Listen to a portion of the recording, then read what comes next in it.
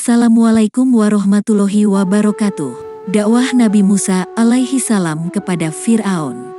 Selanjutnya, Allah Subhanahu wa Ta'ala memerintahkan Nabi Musa pergi mendatangi Fir'aun untuk mendakwahinya. Maka Nabi Musa pun pergi untuk memenuhinya. Akan tetapi sebelum ia berangkat, ia berdoa kepada Tuhannya meminta taufik dan meminta kepadanya bantuan. Musa berkata, "Ya Tuhanku, lapangkanlah untukku dadaku, dan mudahkanlah untukku urusanku, dan lepaskanlah kekakuan dari lidahku, agar mereka mengerti perkataanku. Dan jadikanlah untukku seorang pembantu dari keluargaku, yaitu Harun, saudaraku. Teguhkanlah dengannya kekuatanku, dan jadikanlah dia sekutu dalam urusanku, agar kami banyak bertasbih kepada Engkau, dan banyak mengingat Engkau. Sesungguhnya Engkau adalah Maha melihat keadaan kami." Quran Surat Toha, ayat 25-35. Maka Allah mengabulkan permohonannya, lalu Musa ingat bahwa ia pernah membunuh orang Mesir, ia takut kalau nanti mereka membunuhnya. Maka Allah menenangkannya, bahwa mereka tidak akan dapat menyakitinya, sehingga Musa pun tenang. Quran Surat Al-Qasas, ayat 35. Musa pun melanjutkan perjalanannya ke Mesir, dan memberitahukan kepada Harun apa yang terjadi antara dirinya dengan Allah Subhanahu wa Ta'ala, agar Harun ikut serta menyampaikan risalah kepada Fir'aun dan kaumnya, dan membantunya mengeluarkan Bani Israel dari Mesir. Maka Harun pun bergembira atas berita itu, ia pun ikut berdakwah bersama Musa. Fir'aun adalah seorang yang kejam dan berlaku zolim terhadap Bani Israel. Sehingga Nabi Musa dan Nabi Harun berdoa kepada Allah, agar menyelamatkan keduanya dari tindakan aniaya Fir'aun. Lalu Allah Ta'ala berfirman meneguhkan hati keduanya. "Janganlah kamu berdua khawatir, sesungguhnya aku beserta kamu berdua, aku mendengar dan melihat. Maka datanglah kamu berdua kepadanya, Fir'aun, dan katakanlah, sesungguhnya kami berdua adalah utusan Tuhanmu. Maka lepaskanlah Bani Israel bersama kami, dan janganlah kamu menyiksa mereka. Sesungguhnya kami telah datang kepadamu dengan membawa bukti atas kerasulan kami dari Tuhanmu. Dan keselamatan itu dilimpahkan kepada orang yang mengikuti petunjuk. Sesungguhnya telah diwahyukan kepada kami bahwa siksa itu ditimpakan atas orang-orang yang mendustakan dan berpaling." Quran Surat Toha, ayat 46-48. Maka ketika Musa dan Harun berangkat, mulailah keduanya mengajak mereka kepada Allah dan berusaha membawa Bani Israel dari penindasan Fir'aun.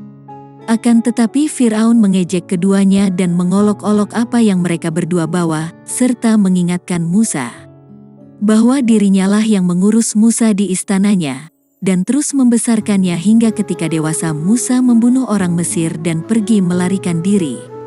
Maka Nabi Musa alaihi salam berkata, "Aku telah melakukannya, sedangkan aku di waktu itu termasuk orang-orang yang hilaf. Lalu aku lari meninggalkan kamu ketika aku takut kepadamu, kemudian Tuhanku memberikan kepadaku ilmu serta Dia menjadikanku salah seorang di antara rasul-rasulnya. Budi baik yang kamu limpahkan kepadaku itu adalah disebabkan kamu telah memperbudak Bani Israel."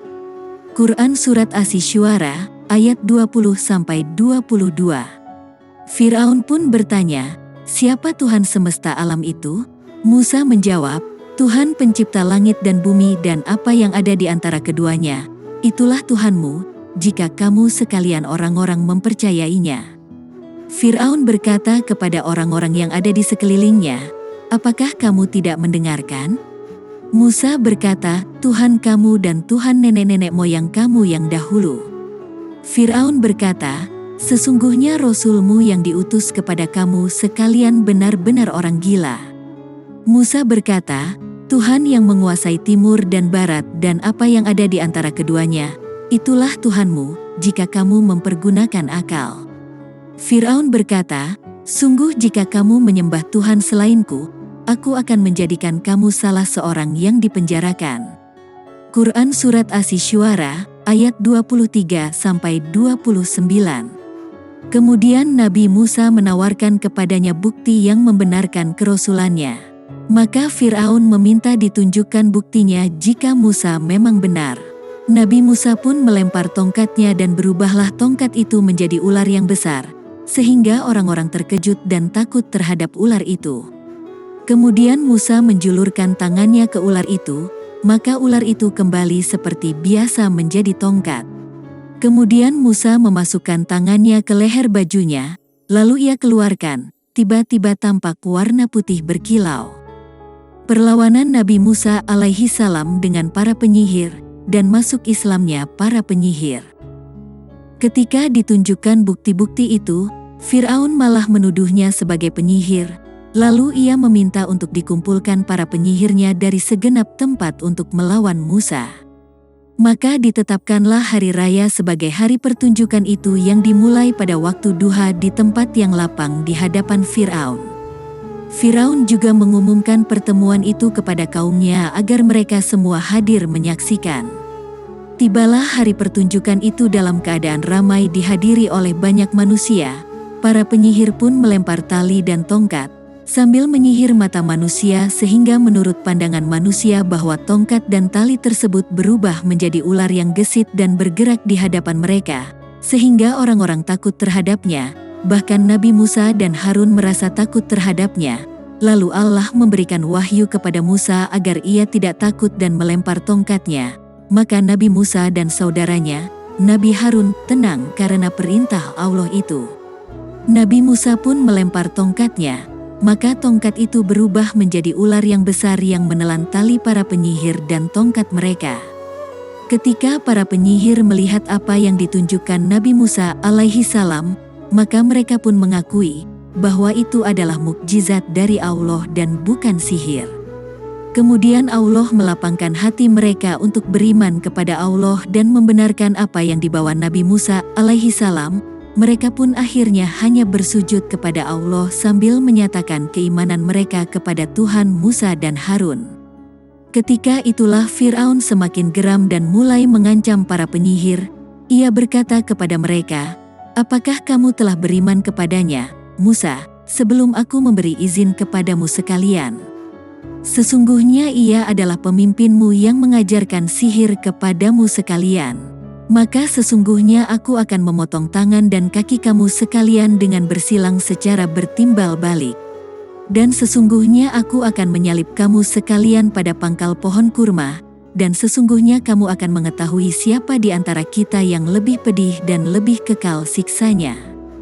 Quran Surat Toha, ayat 71.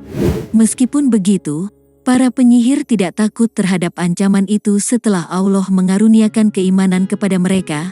Mereka berkata, "Kami sekali-kali tidak akan mengutamakan kamu daripada bukti-bukti yang nyata, mukjizat yang telah datang kepada kami dan daripada Tuhan yang telah menciptakan kami, maka putuskanlah apa yang hendak kamu putuskan.